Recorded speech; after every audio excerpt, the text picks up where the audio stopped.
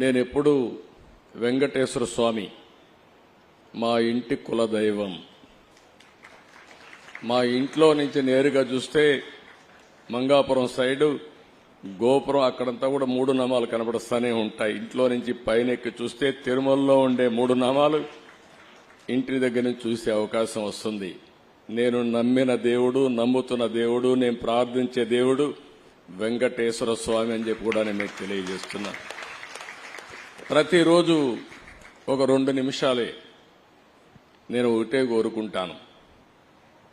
దండం పెట్టుకొని 1 నిమిషం ప్రార్థన చేసి, ఇప్పుడు ఒకసారి చూస్తే నాకు ప్రాణ భిక్ష పెట్టింది కూడా వెంకటేశ్వర స్వామి. అదొక మిస్టరీ కూడా.